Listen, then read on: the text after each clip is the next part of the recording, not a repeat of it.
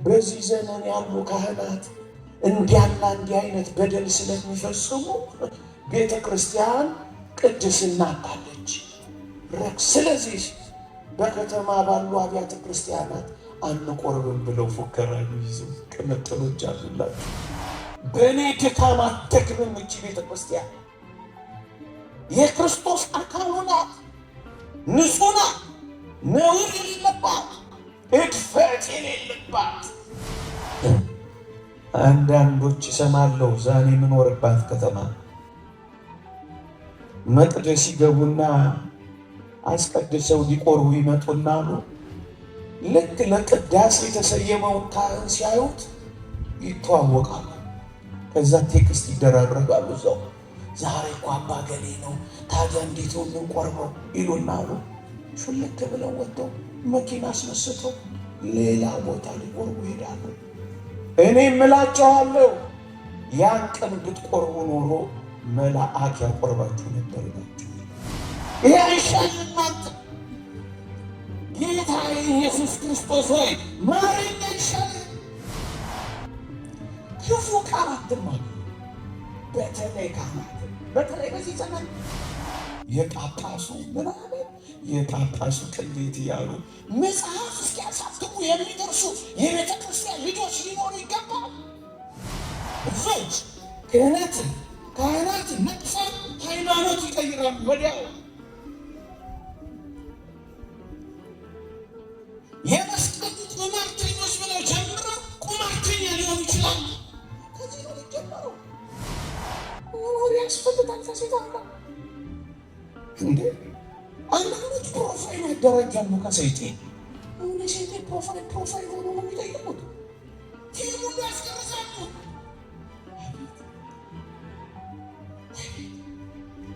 እንደው አንተ ተቃጠልክ። እግዚአብሔር ያላናገረውን አባ ገሌ ያናገራል እንዳይመስልህ። የተወደደ መድኃኒታችን ኢየሱስ ክርስቶስ ምንድን ነው ያለው? ዝም በል። ከዛስ ይህምን እሱ እየቀረጹ መሸጥ የለም አይወር በፍጹም። እግዚአብሔር በአህያ ሲሰጥ አይደለምን? እግዚአብሔር በአህያ በለዓምን እድነት የነቢዩን እድነት በአህያ ካገደ እግዚአብሔር ለሰዎች ድነት ሲል እንደዚህ ከሰራ እንደኔ ባለው ደካማማ ጥቂት ስራ ይሰራል እግዚአብሔር። ስለዚህ የእግዚአብሔር ጸጋ ተቋርጧል የሚል ምንኛ ዋሾ ነው መሰላችሁ።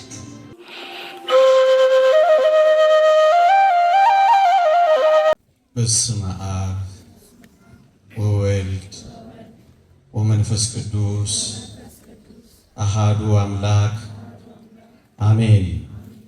እንደ እግዚአብሔር ቅዱስ ፈቃድ በዚህች ክፍለ ጊዜ ከኔ ጋር የምንማማርበት የትምህርታችን ርዕስ የብረትና የወርቅ ማተብ በሚል ርዕስ እንማራለን።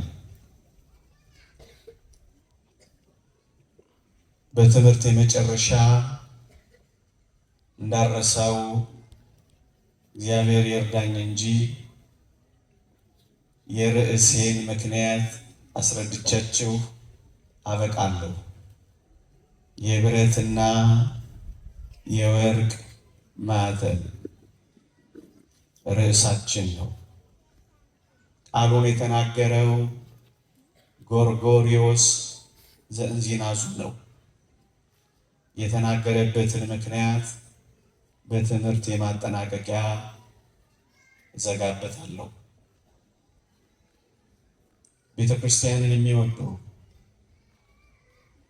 የቤተ ክርስቲያንን በምድር ላይ የእግዚአብሔርን ተልእኮ እስከ መጨረሻው ሕቅታ እንድትፈጽም የሚፈልጉ ትውልድ እንዲድን ምድርም እንዲባረክ ክርስትናም እንዲቀጥል ቤተ ክርስቲያንም እንድትሰፋ የሚፈልጉ ሁሉ ሶስት ነገሮችን ማድረግ ይጠበቅብናል ብዬ አምናለሁ። አንደኛ ቤተሰባዊ መዋቅርን መጠበቅ ነው። ሁለተኛ አሁን ያሉ ሕፃናት ላይ ትኩረት አድርጎ መስራት ነው። ሶስተኛው ክህነትንና ካህናትን መጠበቅ ነው። እነዚህ ሶስት ነገሮች ያልተጠበቁባት ቤተክርስቲያን ሆና አትቀጥልም። ቤተሰብ ወጣቶችን፣ ቤተሰብ ሕፃናትን፣ ቤተሰብ ተተኪዎችን ያፈራል። የተተኪዎች ምንጭ ቤተሰብ ነውና ቤተሰብ ሲጠበቅ ተተኪው ትውልድ ይገኛል። ወጣቶች የሌሏት ቤተክርስቲያን አትሆንምና የቤተክርስቲያን ተልእኮ ወጣቶችን መጠበቅና ማብቃት ይሆናል። ወጣቶች እና ቤተሰብ ይኸውም የምድራችን ትውልድ የኢትዮጵያ ቤተክርስቲያን ልጆች ቤተሰብ ከተጠበቀ፣ ትውልድ ከታነጸ፣ ወደ ቤተ መቅደስ ከገሰገሰ አንድ ነገር ደግሞ መጠበቅ አለበት። እሱም ካህናትና ክህነት መጠበቅ አለበት። እነዚህን ነገሮች ባላደረግን ቁጥር እመኑኝ ምርጥ መቅደሶች እንገነባለን፣ ግን ተሳላሚ እናጣለን። ምርጥ ሊቃውንት ይኖሩናል፣ ግን ሰሚ እናጣለን።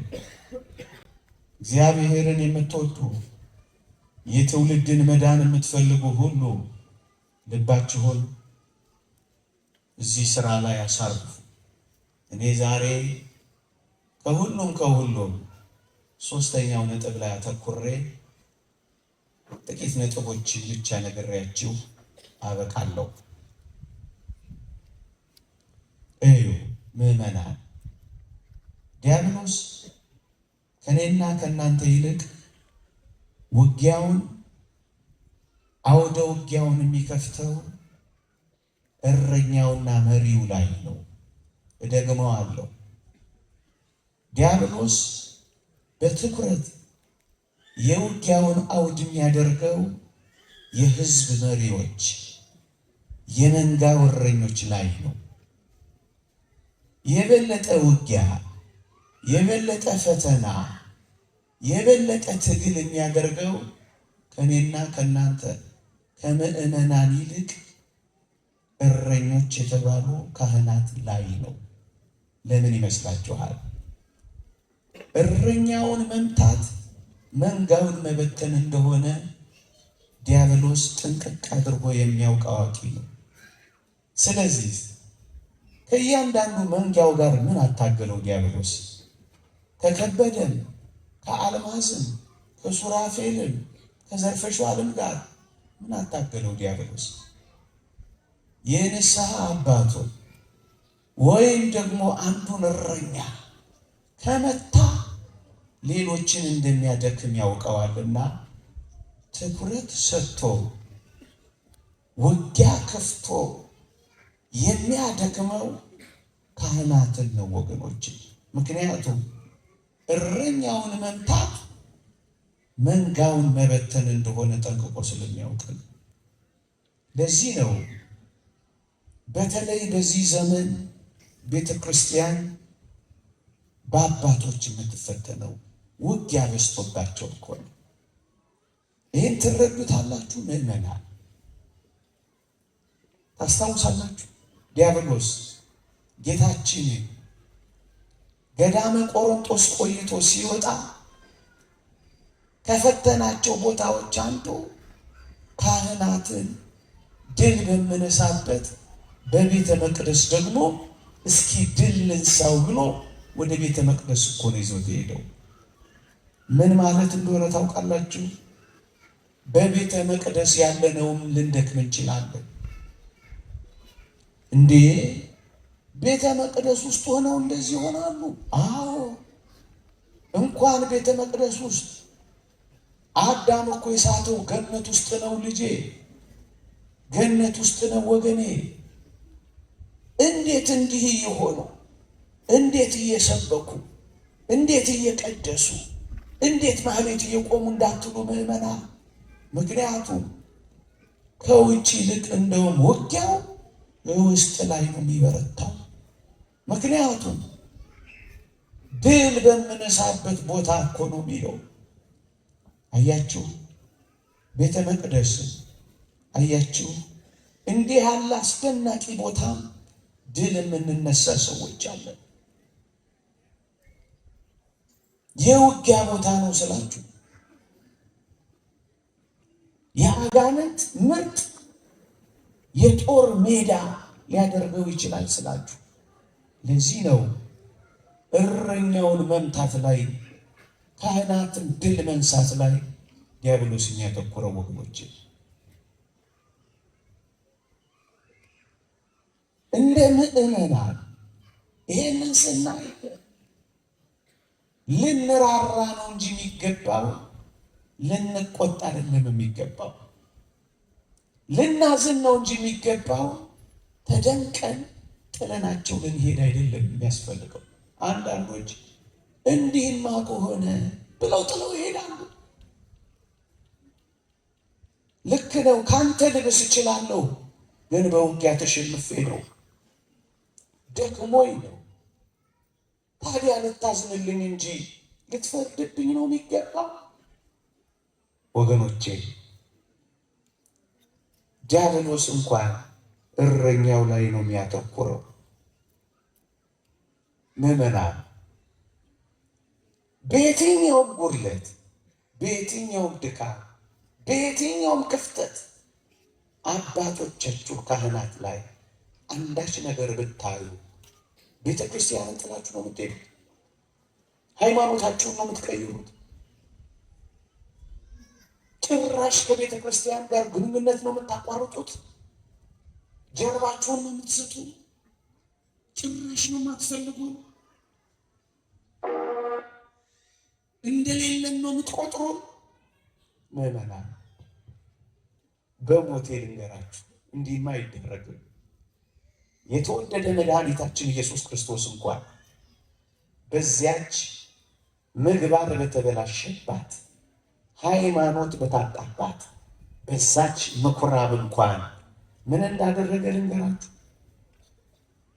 በሞቴ በዛ ዘመን ጌታችን ሲገለጥ በነበረበት ዘመን ትእዛዝ ጥሰው ሕግ አፍርሰው 2 ሊቃነ ካህናትን እስከ መሾም ደርሰው ነበረ።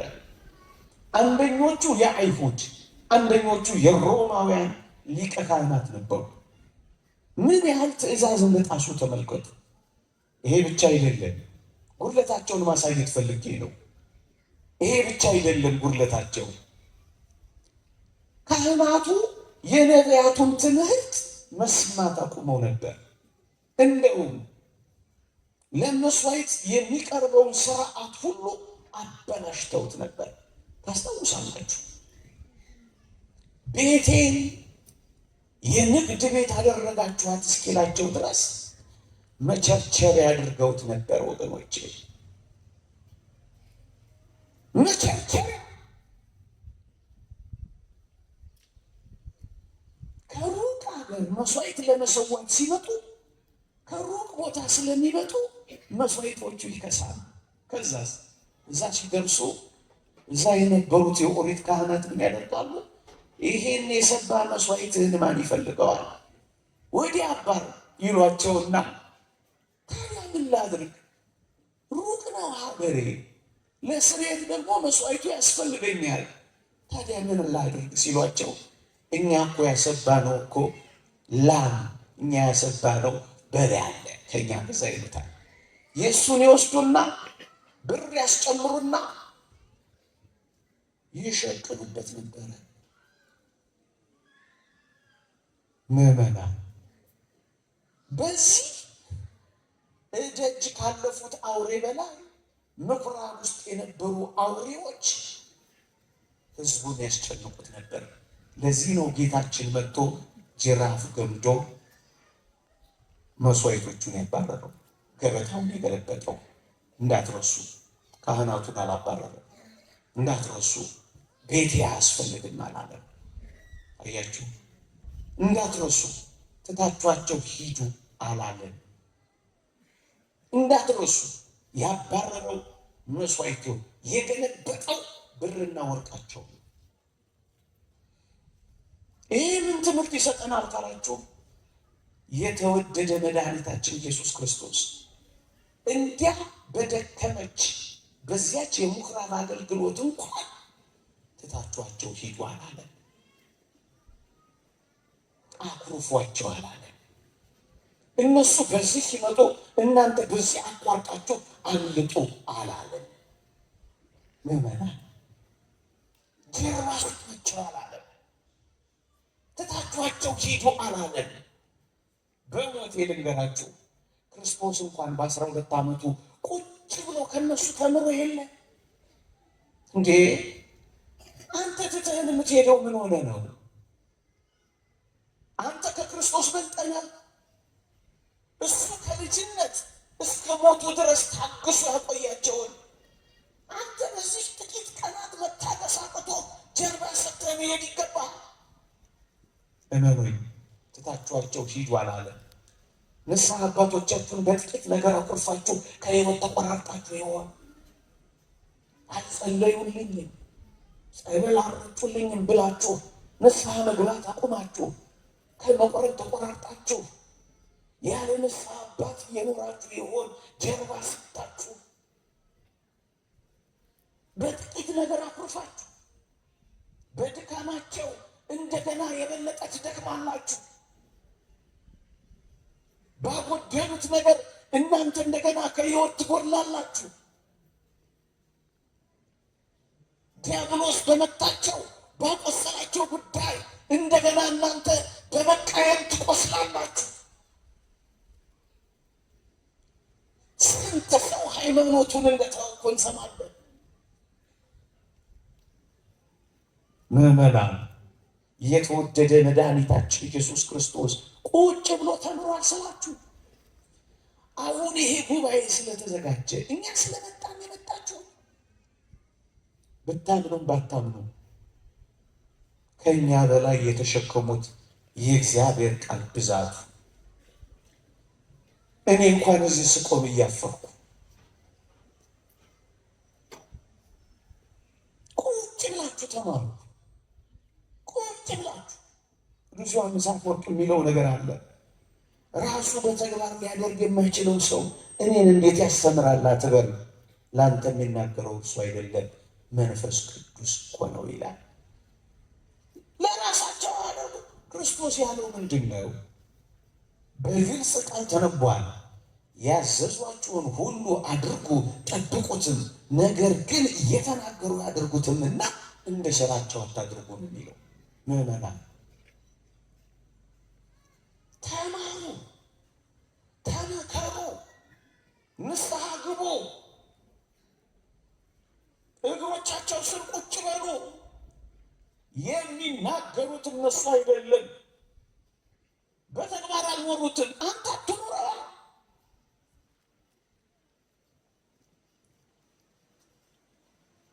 አንተ መኖር ያለብህን ኑር። የእግዚአብሔርን ቃልና አስደናቂውን ሕይወት ግን ስማ። ክርስቶስ እንኳን ቁጭ ብሎ ተምሮ የለ። ይህ ምን ኩራት ነው? ይህ ምን ከጌታችን በላይ ልሁን ብሎ መመጻደቅ ነው? ደግሞ እውነት እንነጋገር ከተባለ ለኃጢአት እኛ ንብስ የተሰወረልን አይደል? ብዙዎቻችን እግዚአብሔር ኃጢአቱን ያልከደነለት ሰው አለ። እግዚአብሔር ለንስሐ ዕድል ያልሰጠው ሰው አለ። አሁን በበደልና በኃጢአት እንቀዳደማለን በዚህ ዘመን። ምናልባት ይህ የተገለጠ ሊሆን ይችላል። ያንተ ግን ማን መርጥ ሰጥቶሃል? ምእመን ስለሆንክ በግልጽ እንድትሰራ፣ አገልጋይ ስለሆንክ ተሰውር የሚፈጽመው ኃጢአት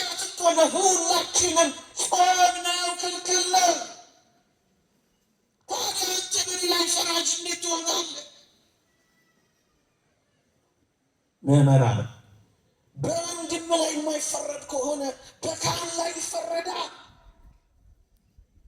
በወንድም ላይ አትፍረድ ካለ በአባት ላይ ይፈረዳል። አያችሁ፣ ጌታችን ታግሶ ቁጭ ካለ ጉድለታቸውን እያወቀ ከተማረ ማን ወንድ ነው ጀርባውን ሰጥቶ ሊሄድ ያለው ሃይማኖቱን የሚቀይረው ከንስሐ ሕይወት የሚሸሸው በራሱ ጽድቅ የሌላውን ጉድፍ አይቶ የሚመጻደቀው የራሱን ምሰሶ የሚደብቀው? አያችሁ፣ አንድ የዓለም ብርሃን ነው ምናምን የሚል የሆነ ማህበር የመሰረቱ ሰዎች እንዳሉ ሰምቻለሁ። ምን ይላሉ አሉ? በዚህ ዘመን ያሉ ካህናት እንዲያና እንዲህ አይነት በደል ስለሚፈጽሙ ቤተ ክርስቲያን ቅድስና አጣለች። ስለዚህ በከተማ ባሉ አብያተ ክርስቲያናት አንቆርብም ብለው ፉከራ ይዙ ቅምጥሎች አሉላችሁ። ኢየሱስ ክርስቶስን ለቃሉ ይቅርታ ይደረግልኝና የሚያረግ ሰው ይሁዳ እንደሌለ ሁሉ የክርስቶስ አካል የሆነችውን ይህችን ቤተ ክርስቲያን የሚያረክሳት አገልጋይ የላት። በእኔ ድካም አትደክምም። እቺ ቤተ ክርስቲያን የክርስቶስ አካሉ ናት። ንጹሕ ናት፣ ነውር የሌለባት፣ እድፈት የሌለባት። እስከ ዓለም ፍጻሜ ከእናንተ ጋር ነኝ ያላቸው ሐዋርያት እስከ ዓለም ፍጻሜ የሚቆዩ መስሏችሁ ነው? አይደለም። እስከ ዓለም ፍጻሜ እዚህ ካለው ክህነት ጋር ለዘላለም እግዚአብሔር በቃል ኪዳን ስለጸና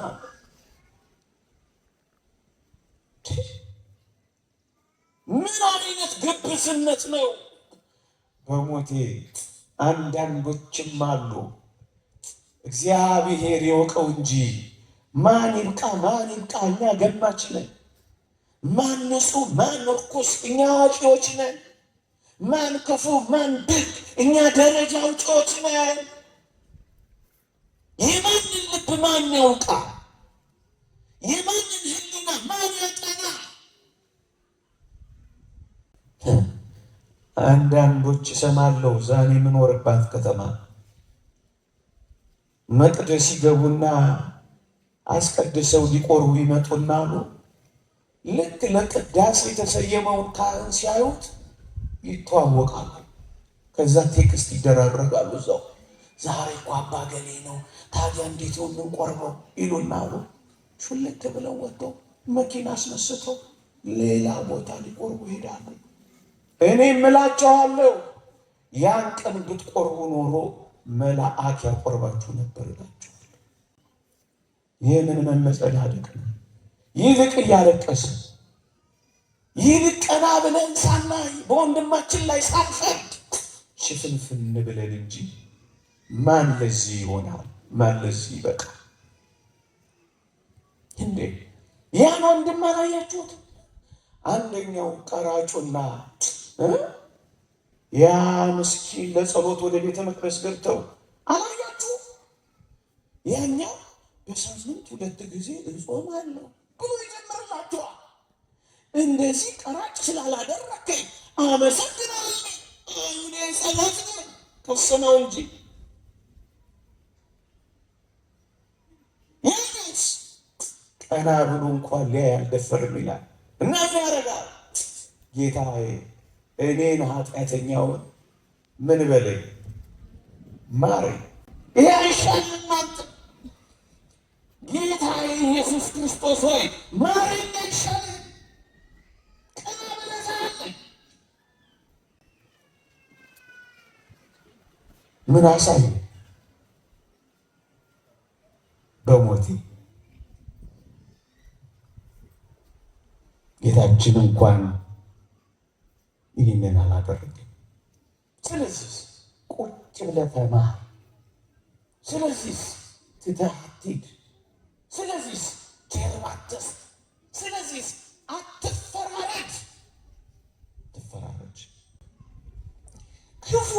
አትናገሩ።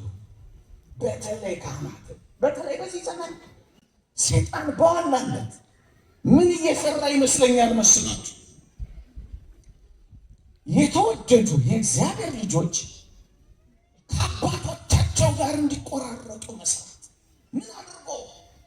የመንፈሳዊ መሪዎችን የመንፈሳዊ ሕይወት ሚና በመቀነስ በአባቶችና በልጆች መካከል ያለውን ተግባቦት በመስበር ልጆች ከአባቶቻቸው ጋር እንዳይገናኙ ማጠላላት፣ ጳጳስ መናቅ እንዴት ያሳፍራል! በአደባባዮች የሚሰሙ ድምፆች ያሳፍሩ። አባት ምን ያህል የሚቃለል ሰው እንኳን ቢሆን ሸፍነህለት ትኖር የለ አላውቅም። እንተዋወቃለን።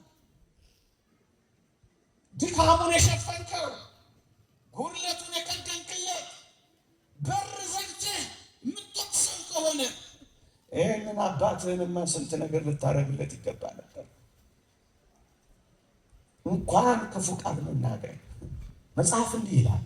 በሞቴ ስሙኝ፣ ጥቂት ደቂቃ ነው ማስቸግራችሁ። ቅዱስ ጳውሎስ በዚህ በሐዋርያት ሥራ ምዕራፍ 3 ቁጥር 5 ላይ አንድ ታሪክ ልንገራችሁ። እያስተማረ ቅዱስ ጳውሎስ አንድ ቃል ተናገረ።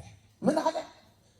አንድ ሰው በብርቱ ይቃወሙ ጀመር የቅዱስ ጳውሎስን ትምህርት። ቅዱስ ጳውሎስ ምን አለ? እንዲህ አለው፣ አንተ በኖራ የተነሳ መቃብር ነህ አለው።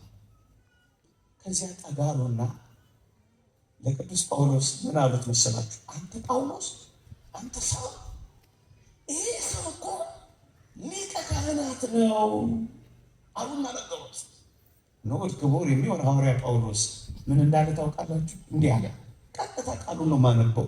ወንድሞቼ ሆይ ሊቀ ካህናቱ መሆኑን ባላውቅ ነው በሕዝብ አለቃ ላይ ክፉ ቃል አትናገር ተብሎ ተጽፏል።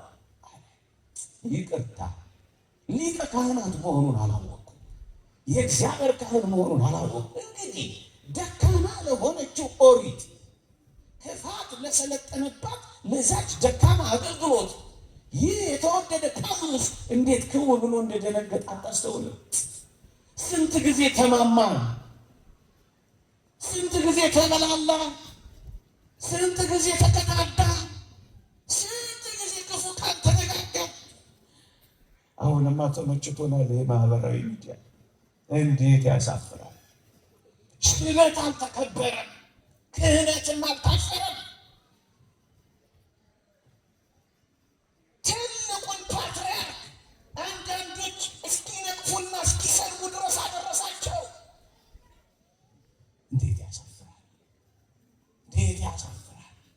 ገመና ሸፋኝ ሊሆኑ የሚገባቸው ገበና ገላጭ ሲሆኑ አሳስብ። የጳጳሱ ምናምን የጳጳሱ ቅሌት እያሉ መጽሐፍ እስኪያሳትሙ የሚደርሱ የቤተ ክርስቲያን ልጆች ሊኖሩ ይገባል። ክፉ መጽሐፍ ማህበራዊ ሚዲያ አይታይም። የተስማ ድምፀ ወእስራ ገጸ መልኳን ድምጿን አትስማ መልኳንም አት የሚለው ለመጽሐፈ መነኮሳት የታዘዘው ለእኛም ጭምር ነው። አትስማ አትይ በነፈው እነዚህ እንዲህ አይነት መንሰማበት ጆሮ የለም። የሚያበረታ እንጂ የሚያደክም ድምፅ አይሰማም። የሚያፈጥን እንጂ የሚያዘገይ ድምፅ አይሰማም። አንድ የሚያደርግ እንጂ የሚለያይ ድምፅ አይሰማም። ወገኖቼ ይልቁንም በዚህ ዘመን ይኸው እያያችሁ ስንት ጊዜ ተለያየ፣ ስንት ጊዜ ተቧቀሰ። ይህኛው ጉዳይ አይደለ፣ ጉዳይ የኢትዮጵያ ጉዳይ አያምን።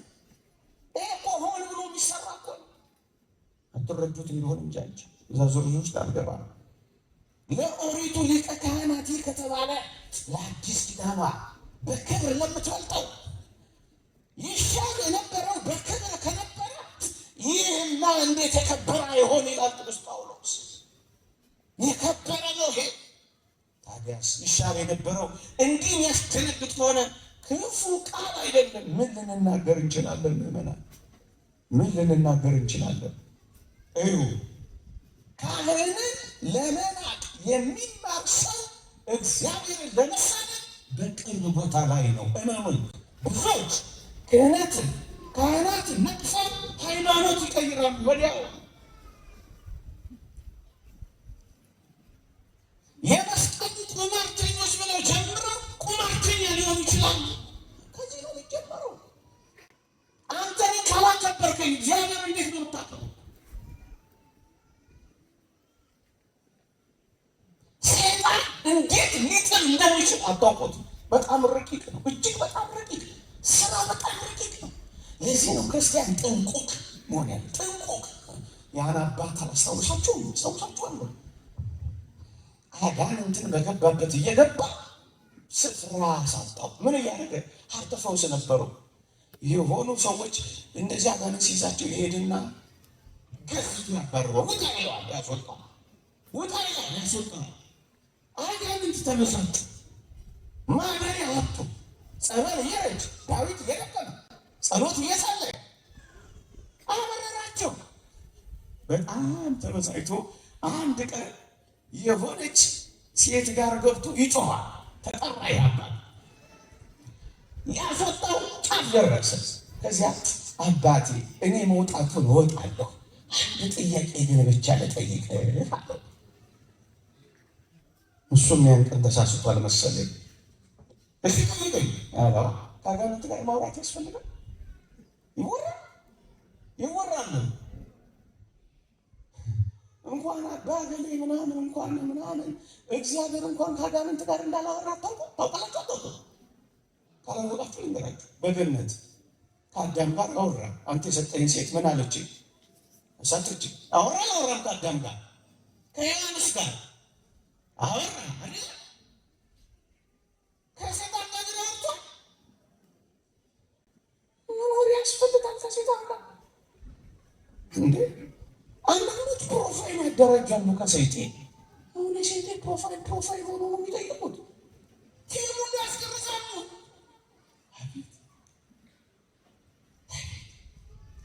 እንደው አንተ ተቃጠልኩ ከምትል እግዚአብሔር ያላናገረውን አባገል ያናገራል እንዳይመስልህ። ይህ የተጫወተ ነው። የተወደደ መድኃኒታችን ኢየሱስ ክርስቶስስ የናዝሬቱ ኢየሱስ ሆይ ልታጠፋን መጣህ አሉት።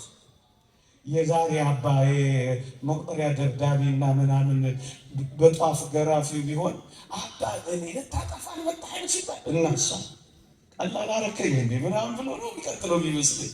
ቀላል አረከኝ እንዴ ከባድ ሚዛን እኮ ነው ያለ ደረጃ ያወጣል ብላችሁ ነው ራሱ።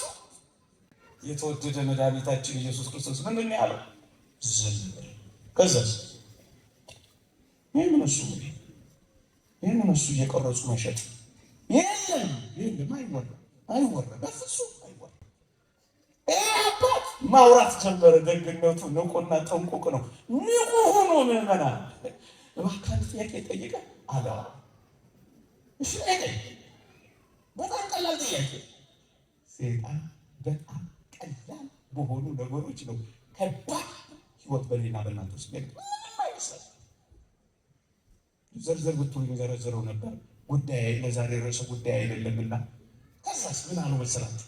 እኔ የምልህ አባ አቤት፣ ይሄ በመጽሐፍ ቅዱስ ላይ በጎቹና ፍየሎች ያላቸው ማንን ነው ብሎ አይጠይቁ መሰለህ? እንኳን ይሄን አባት ሕፃኑ ልጅ ቢጠየቅ ይመልሳል አይመልስም? በጎቹና ፍየሎቹ ይታወቃሉ አይታወቁም? ይሄ አባት ምን እንዳለው ታውቃለህ? በጣም ሊደንቅ መልስ መለሰለት። ምን አለው? ከፍየሎቹ አንዱ እኔ ነኝ። በጎቹና ፍየሎች ያላቸው እነማንን ነው ነው ጥያቄው? እየሰማችሁ? ከፍየሎቹ አንዱ እኔ ነኝ። እንደውም የፍየሎቹ አለቃ እኔ ነኝ። በጎቹን ግን እግዚአብሔር ያውቃቸዋል። በላንተ ውጣ ነው። አጅሬ ምን እንደፈለገ ታውቃላችሁ? ሰይጤ በጉማ እኔ ነኝ፣ ፍየሎቹማ ነገሌ ናቸው እያለ እንዲኩራራለት። ከዛስ ይህችን ይዞ ሊጥለው ነው የፈለገው። ጀኔ ውዳሴ ይገዛ ምን ያደርግልሃል? ውዳሴ ምን ያደርግልሃል? መከረም ክርስቶስ እንኳን ብቻውን ያለ አጃቢ ኖረው። አቤት አጃቢያችን በዝቶ፣ አቤት ፎሎወር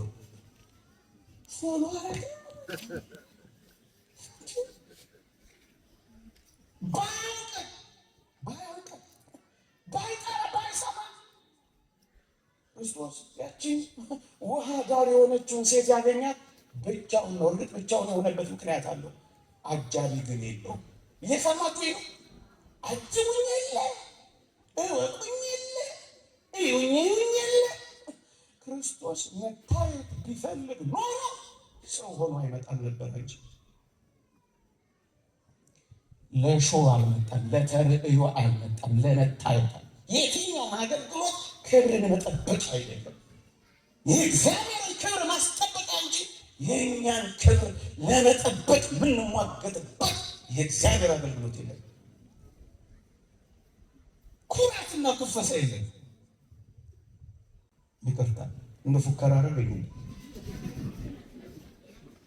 ማሩ ምን ላይ ነበርኩ? የረሳው መስሏችሁ ማለት ካህን ለመናቅ የሚማር ሰው እግዚአብሔርን ለመሳደብ ቅርብ ሰው። ሃይማኖታቸውን ብዙዎቹ ነው ያዋቸው ማተብ ሲበጥሱ አራት በቤት አየናቸው። አንተ ምን አመለክታለሁ? እሱ ምን አገባ? ከቸከራለት ደረድዳለት አልቅስለት አልቸካቴ ስማ ድምፅ ወይ ፍራ ገጽ ያልቆች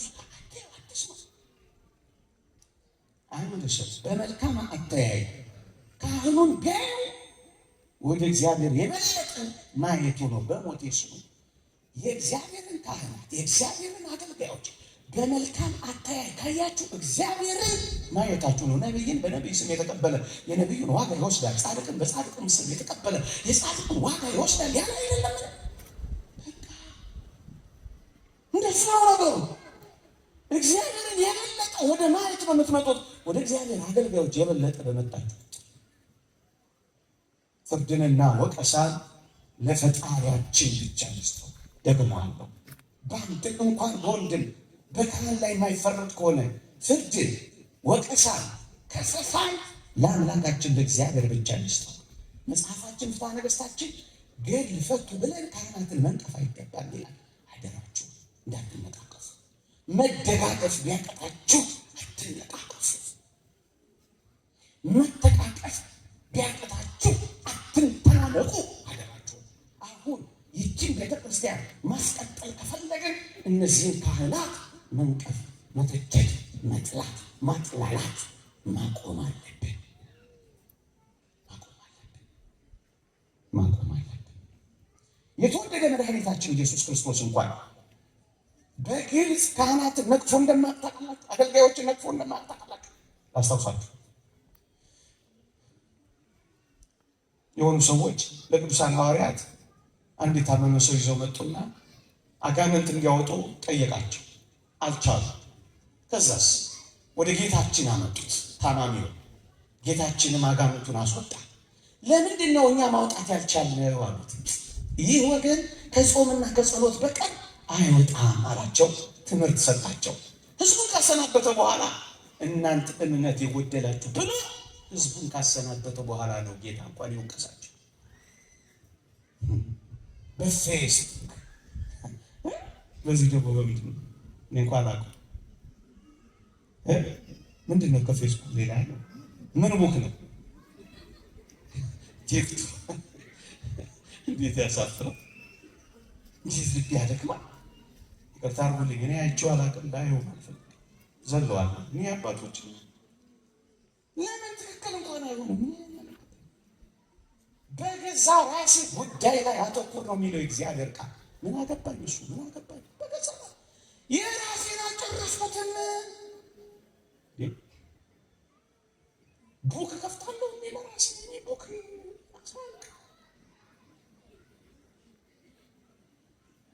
ጌታ እንኳን አሮንን እኮ ሊቃውንቱ ሲተረጉሙ ታስታውሳላችሁ። ሙሴ ኢትዮጵያዊቷን ለምን አገባሉና የሙሴ ወንድምና እህት አሮንና ማርያም ማጉረምረም ጀመሩ። እንዴት ኢትዮጵያዊቷን ምን ይላል አገባል? እግዚአብሔር እንዴት እንዲህ አይነት ሀሳብ እንደሚጸየፍ በሞቴ ኢትዮጵያዊ ትሁን ምድያማዊት እግዚአብሔር ጉዳዩ አይደለም። አንተ ኦሮሞ ይሁን ሲዳማ እግዚአብሔር ጉዳዩ አይደለም። ብቻ ምን ይሁን ሰው ከዛስ ክርስቲያን። እስኪ ክርስቲያን ነው ሰው ይሁን መጀመሪያ ምን አይሁን እንስሳ አይሁን ማለታችሁ ነው አይደል? ገብቶኛል። እኔ እናንተም ገብቷችሁ ተግባብተን።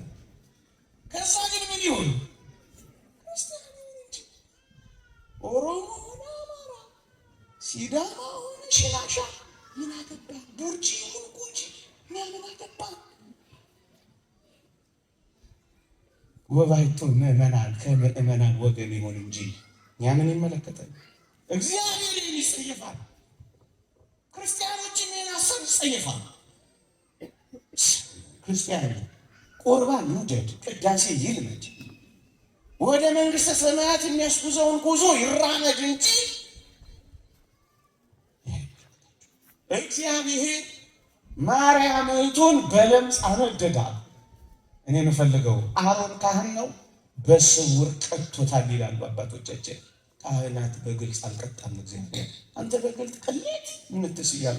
አደራህን ክፉ ቃል አትናገር፣ ሻካራ ንግግር አትነጋገር፣ ጀርባ እንዳትሰጥ፣ ውስጥ እንዳይቀየር፣ ከህይወት መስመር እንዳትቆራረጥ በስውር ምዕመናን የክፉ ሰዎች እንኳን ቢሆኑ ክፉ ነገር አይጻፍም፣ ክፉ ነገር አይነገርም፣ ክፉ ነገር አይወራም። ለዚህ እኮ ነው ቤተክርስቲያን የሰማዕታት ገድል፣ የጻድቃን የምናኔ የንጽሕናን ሕይወት ነው የተጻፈው። ምዕመናን ሌላ ነገር አልተጻፈም። ቢጻፍም በጣም ጥቂት፣ እሱን ለምክርና ለትምህርት ካልሆነ በቀር ምዕመናን አሁን ትኩረታችን ዘመን አመጣሽ ከሆነው ከቤተ ክርስቲያን ማዕከል ከክህነት አገልግሎት ከሚያቆራርጠን ሀሳብ እንዳንለይ እሱን መላልሰን ማስረዳት ነው የሚያስፈልግ። አንዳንዶች የካህናት ምግባር መጉደል ወይም ካህናት በምግባር ቢጎሉ ቅድም እንዳለው የእግዚአብሔር ጸጋ የሚቀር ወይም የሚቋረጥ ይመስላቸዋል። ደግሞ አለው ካህኑ እንዲያና እንዲህ ቢሆን ትንሽ ቢደከም እግዚአብሔር ስራ እንደማይሰራና እንደሚያቆም የሚሰማቸው ሰዎች አሉ።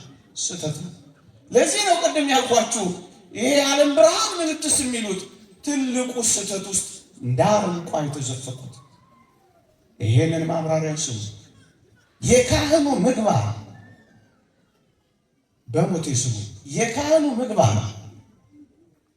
ሊያቋርጥ የሚችለው በእግዚአብሔርና በካህኑ መካከል ያለው ግንኙነት እንጂ በእግዚአብሔርና በእግዚአብሔር ጸጋ ወይም በእግዚአብሔርና እግዚአብሔር በካህኑ አማካኝነት በሚሰጠው ጸጋ መካከል አይቋረጥም። እግዚአብሔር ጸጋውን አያቋርጥም። እየሰማችሁ ነው? ካህኑ ይደክማል። ካህኑ ከእግዚአብሔር ጸጋ ይጎላል።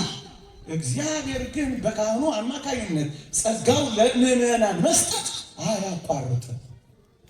ይህ እንዳትረሱ። አያቋርጥም። ፍትሐ ነገሥታችን እንዲህ ይላል፣ እስመ ካህን ንጹሕ ምግባር ከመ መዓቱ ዘሰውቱ ይላል።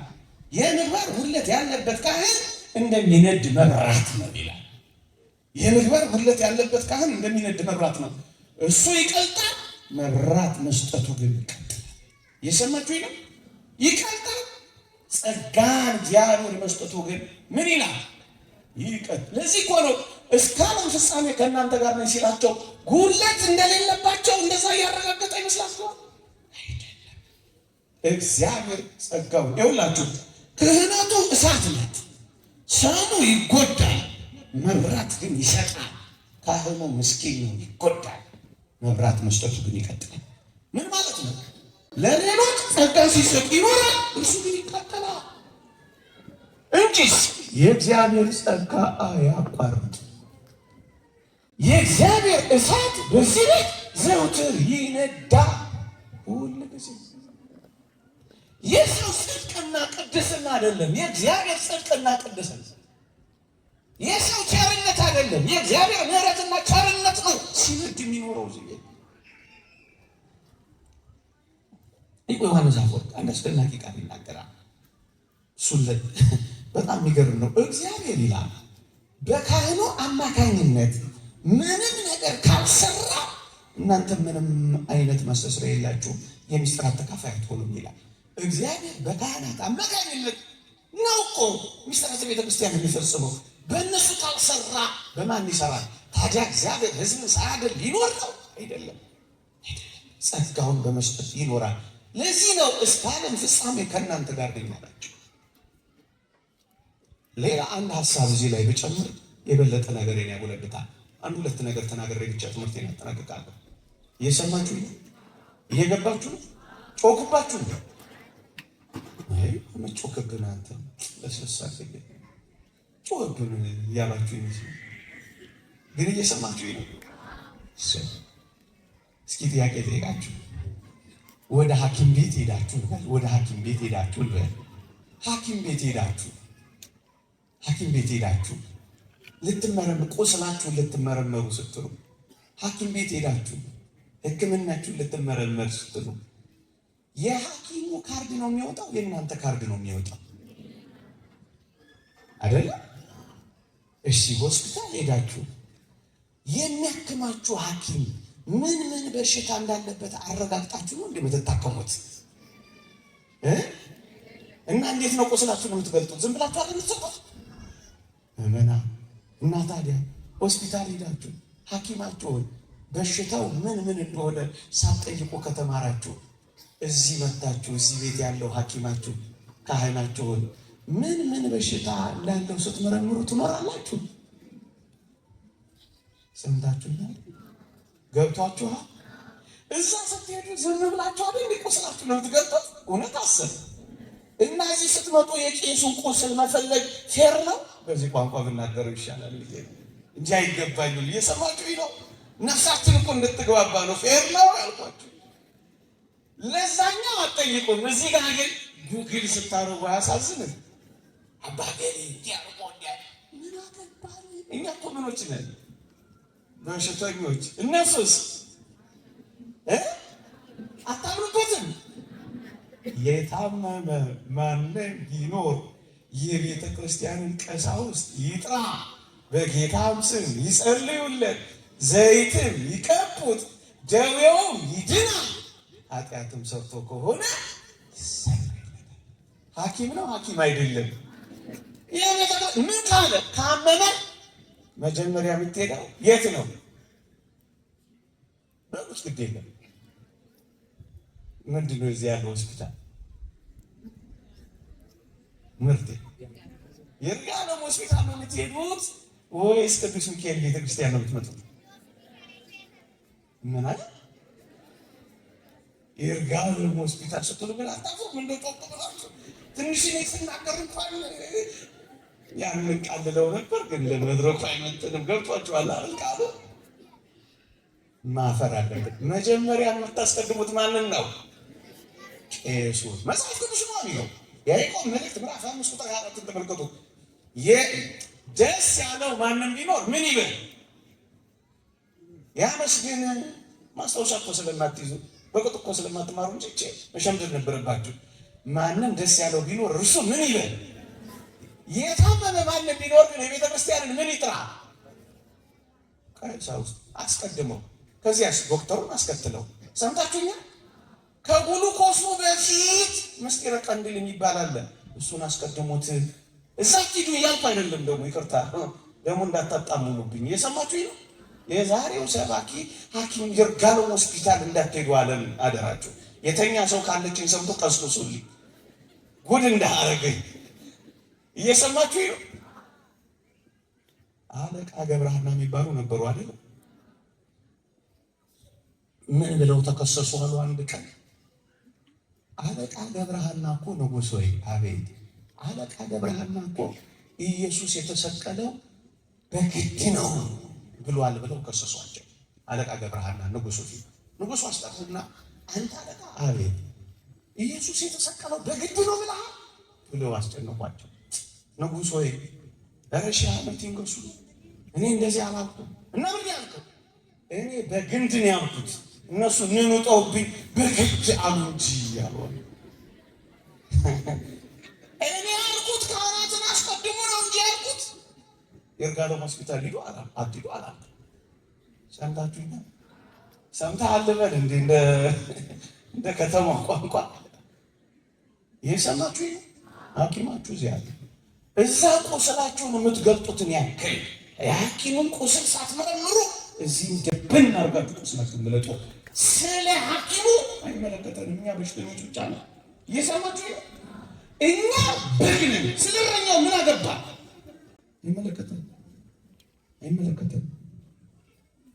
አይመለከተም። ከሆስፒታሉ በፊት ቤተክርስቲያን፣ ከግሉኮሱ በፊት ቀንዲሉ፣ ከዶክተሩ በፊት ካህኑን አስቀድሙ። ጸሎት አስቀድሙ፣ ቁርባን አስቀድሙ፣ ንስሐ አስቀድሙ፣ ጸሎት አስቀድሙ።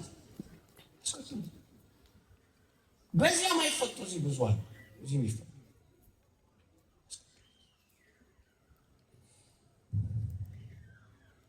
ቅዱስ አትናቴዎስ እንዲህ አለ።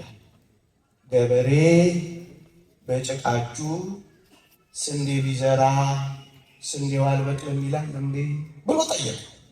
ገበሬ ስንዴ የሚዘራው በጭቃችሁ ነው? በጭቃችሁ አይደለም፣ በጭቃችሁ ነው። ይበቅላል አይበቅልም?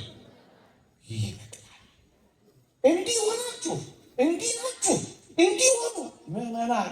ይህ የእግዚአብሔር ቃል፣ ይህ የእግዚአብሔር ጸጋ ነው። ይህ የእግዚአብሔር ሕይወት ነው። ፍሬ ያፈራል። ከኛ የተነሳ አይደለም፣ የእግዚአብሔር ቸርነት ነው። ምዕመናን በጭቃችሁ ቢዘራ እንኳን ስንዴ እንደሚያበቅል በየትኛው ጉድለት ውስጥ እግዚአብሔር ስራ ይሰራል። ለመጠቅለያ እነዚህ ነገሮች ብቻ አብራርቼ ልጨርስ። ብዙ ነጥብ እያነሳው እናንተን ሳደክም እንዳላመሽ።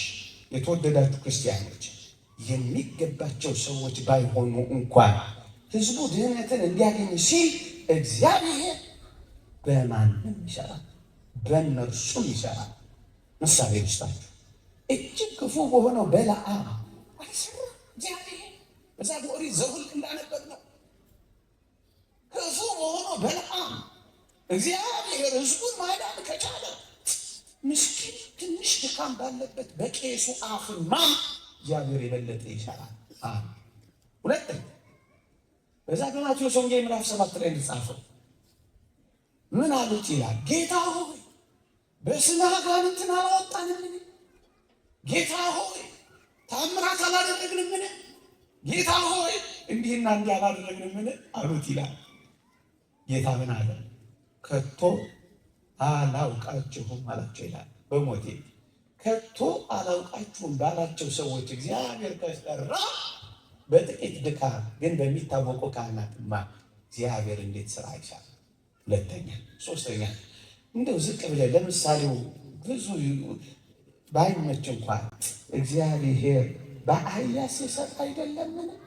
እግዚአብሔር በአህያ በለዓምን እርድነት የነቢዩን እርድነት በአህያ ካገደ እግዚአብሔር ለሰዎች ድነት ሲል እንደዚህ ከሰራ እንደኔ ባለው ደካማማ ጥቂት ስራ ይሰራል እግዚአብሔር።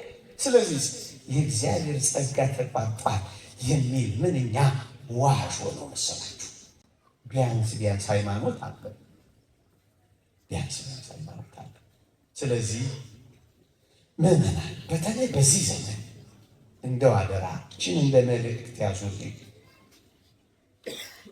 ከቻላችሁ አቅም ካላችሁ ንስሐ አባቶቻችሁን ካህናት አባቶቻችሁን አግዙ፣ እርዱ። እየሰማችሁኝ ነው? እየሰማችሁኝ ነው? ሌላውን ሁሉ ከፈለጋችሁ አትስሙ። አሁን እምላችሁን ግን ስሙ። የእግዚአብሔር ቃል እንደሚያዘን አባቶቻችሁን አግዙ፣ አባቶቻችሁን እርዱ፣ አባቶቻችሁን በኑሮ ደግፏቸው። ዋኖቻችሁን አስቡ። የእግዚአብሔርን ቃል የነገሯችሁን ዋኖቻችሁን አስቡ የሚለው ቃል ምን እንደሆነ ታውቃላችሁ? አንደኛው ትርጓሜ እኮ እርዱ እኮ ነው። በኑሯቸው እርዷቸው፣ አይክፋቸው፣ ሆድ አይባሳቸው። በኑሮ አይክበድባቸው። ልጆቻቸውን እንዴት እናሳድጋለን ብለው አይጭነቃቸው። ሚስቶቻቸው ጎዶሎውን እንዴት እንደሚሞሉ አይንከራተቱ። ይሄ ሁሉ ልጆች እያላቸው 10 15 አባት ሳያስብ አገልግሎት እንዲያገለግል ማድረግ ከኛ ነው የሚጠበቀው። እርዷቸው። ምዕመናን ወጣቶች ወደዚህ አገልግሎት እንዲተኩ ቢያንስ ፍጹማን እስክንሆን ድረስ ስጋዊ የሆነው ኑሮ መደገፍ እኮ አለበት። ትረዷቸዋላችሁ፣ ሚስቶቻቸውን ታግዟቸዋላችሁ፣ ልጆቻቸውን ቱቶር ታስጠኑላቸዋላችሁ፣ እናንተ የምትታከሙበት ቦታ ታሳክሟቸዋላችሁ። ነው ወይስ ተምችቷችኋል? አንድ አባት ከገጠር መጥተው ጠየኳቸው። አባቴ አቤት፣ ደሞዞት ስንት ነው? የዛሬ 7 ወይም 6 ዓመት ይሆናል 282 ብር አሉኝ። ደነገጥኩ። በያልኳቸው አለመኛ ነህ። ምን ነው በዓመት ስንት እንዳደግሙት እኔም ስለጠራሁት ዘግኖት እሱ ደግሞ በብር መሰለህ እንዴ? በሆነ ነገር በሰብል ወይ በጥራጥሬ። አባቴ አቤት። ስንት ልጆች ወልደዋል? 5 ወንዶች አሉኝ። ከእነሱ መካከል ካህን ሆኗል። እኔን እያየ እንዴት ካህን ይሆናል? እስቃለሁ አይደል? ምን አለብህ? ይሄ መቅደስ እንዲከፈት ከፈለግ ስራ አናውደልኝ። ተውት እሺ፣ መርዳት ተውት እሺ፣ ማገዙን። አስራት በኩራት ለእግዚአብሔር መስጠት እንለመናለን። በዚህ ዘመን ለእግዚአብሔር እኮ ነው የምትሰጡት። ለእነሱ ለእግዚአብሔር አስራት ምንድን ነው ታውቃላችሁ? ከ10 እጁ አንዱ የማን ነው? የማን ነው? እሺ፣ ከ10 አንድ ሲቀነስ ስንት ይሆናል? ሂሳብ ነው እሱ የሚለው እንጂ ሂሳብ ነው። ከ10 አንድ ሲቀነስ የሚደመረው ብዙ ነው። ዝም ብለን እንናገረው ከተባለ 20 ሊሆን ይችላል። ማቴማቲክስ 10 ማይነስ 1 ነው የሚለው እሱ እዚህ ቋጥ ናይን ማለት ፓይታጎረስ 10 ብለው ፖስቱሌት ብለው እሱ ማቴማቲክስ ነው። በእግዚአብሔር የአስራት በኩራት ሕይወት ግን 10 ማይነስ 1 10 ፕላስ 1 ሊሆን ይችላል፣ ወይም 2 ወይም 100 ሙሉ በረከት ነው ያለው። አንተ ሲወስድብህ ሊነጥቀህ መስሎ ነው፣ እየተቀጠቀ ሊያስታቅፍህ ነው። ምዕመናን በሰው ፊት የሚቆሙላችሁን ብዙ ነገር ታደርጉ የለ፣ በእግዚአብሔር ፊት የሚቆሙላችሁን መደገፍ ያቅታችኋል። ቤተ መቅደስ እንዲከፈት፣ ሚስጥራቱ ቤተክርስቲያን እንዲቀጥል፣ እሳቱ ዘውትር እንዲነድ፣ ቤተክርስቲያን ሕይወት እንዲኖራት። ያለ ካህናት ሕይወት የለም። አርመን ቤተክርስቲያን ልጠፋ ስትል ያዳኗት ሩዝ እየያዙ ካህናት አባቶቻቸውን የመገቡ ከረሃብ ያዳኑ እንደሆነ አታውቅም። ይህን ዘመን ከረሃብ አድናቸውና እጆቻቸውን ደግፈ ከፍ አድርጋቸው። ከቻ ልጆች ያላችሁ ወንዶች ልጆች ካህናት አድርጓቸው፣ የአብነት ትምህርት አስተምሯቸው፣ መቅደስ የሚከፍቱ ፍም የሚያፋፍሙ እጆቻቸውን ለጸሎት የሚዘረጉ ህዝብን የሚታደጉ አድርጓቸው። እናንተ ሰንበት ተማሪዎች ከበሩ እየመታችሁ ብታችሁ ቁጭ ብላችሁ ዳዊት ድገሙ፣ ተማሩ፣ ክፈቱ፣ መቅደሱን ሙሉት፣ የቤተ ክርስቲያንን አገልግሎት አስቀጥሉት፣ አቀጣጥሉት። ቤተ ክርስቲያኑ ትቀጥለው በዚህ ዘመን ብቻ እንዲህ በማድረግ ብቻ እንጂ ተኮፍሶ ጀራ በመነቃቀፍ ሱንተው ቅዱስ ጳውሎስ ምን እንዳላሰማችሁ መንፈሳዊውን ነገር የሰራንላችሁ ከእናንተ ስጋዊውን ነገር ብናጭ ብርቅ ነው እንዴ? አሁን እናንተ ጨርቅ ገዛው ብላችሁ ብርቅ መስሏችኋል። የጸጋውን ሲያለብሷችሁ የለ እንደው ተቆጥቻ ጮኬባችሁም ከሆነ ይቅር በሉ። የመንግሥተ ሰማያት ቤት ለሚሰጧችሁ አንድ የሆነ ጎጆ አካባቢ ብላችሁ ትቆፍሳላችሁ። ተው እንጂ የዘላለም ሕይወት እንጀራ ለሚያጎርሷችሁ፣ የዘላለም ሕይወት ደሙን ለሚያጠጧችሁ እንጀራ ቀረስኩ ብላችሁ ትሸሻላችሁ። የሚበልጠውን ለሚሰጣችሁ የሚያንሰውን በመስጠት ይችን ቤተክርስቲያን እናስቀጥላል። የምር ነው ምላችሁ። መርዳት ካልቻላችሁ ግን አደራችሁ እንዳትነቃቀፉ። የቅድሙን ጠቅላላ ትምህርቱ ሰ መጽሐፍ መሳፍንት ምዕራፍ 17 ሚካ የሚባል ሰው ሌዋዊውን ካህን እንዲያድሩት የዓመት ልብስህን፣ የዕለት ጉርስህን፣ የዓመት የቤት መቀመጫህን እኔ እችልሃለሁ አልኩት ይላል። ቤቶች ካሏችሁ በነፃ ስጧቸው። ልጆች ካላቸው አስተምሩላቸው፣ ስፖንሰር አድርጓቸው። እውቀት ካላቸው አስተምሩላቸው። ሕክምና ካላቸው በነፃ አሳክሟቸው። ጽድት ያለ ልብስ አልብሷቸው። እንዳይሰቀቁ ኑሯቸውን፣ ጉለታቸውን ሙሉላቸው። ይህን ወንጌል ነው የሚያዘው። እያንዳንዱን ጥቅስ እየጠቀሱ መናገር ይችላል። ግን ቤተ ክርስቲያን የምትቀጥለው በዚህ መንገድ ነው። እየሰማችሁ ነው።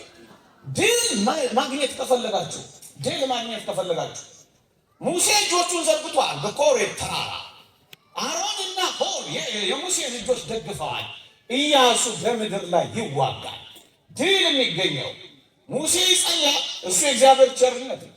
ኢያሱ ይዋጋል፣ የሰው ተሳትፎና ተጋድሎ ነው። አሮንና ሆር የሙሴን እጆች ይዘው ከርመዋል። የሚጸልዩትን በረሃ የገቡትን ካህናትን እጆቻቸውን በመቅደሱ የሚዘረጉትን መደገፍ ለድላችን ወሳኝ። ሰምታችሁኛል? ታዲያ ብረትና የወርቅ ናትን ያልከው ንገረንና ባካብቃ እንደምትሉኝ ተስፋ አደርጋለሁ።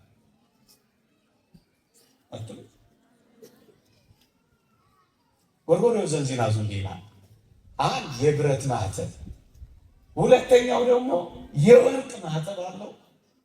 የሚመታው ማዕተብ ምስሉ ግን ተመሳሳይ ነው ይላል። እጀታው የወርቅ ነው፣ እጀታው የብር ነው ወገኑ፣ የብረት ነው። የወርቅና የብረት እጀታ ቢኖረው ማዕተቡ ግን የንጉሱ ነው። እየሰማችሁ ነው? እንደ ብረትም ሊሆን ይችላል አገልጋዩ ደግሞ እንደ ወርቅም ሊሆን ይችላል። ግንስ የሚመታው ማዕተብ ግን የንጉሱ የክርስቶስ ነው። የብረት ይሁን የወርቅ እጀታው ማዕተቡ። ለዚህ ነው የብረትና የወርቅ ማዕተብ ያልኳችሁ። ጮኩባችሁ። በተለይ በመጨረሻ ላይ ይቆያል። እግዚአብሔር ቸርነት፣ የእመቤታችን አማላጅነት፣ ቅዱሳን በረከት ረድኤታ አይለየን።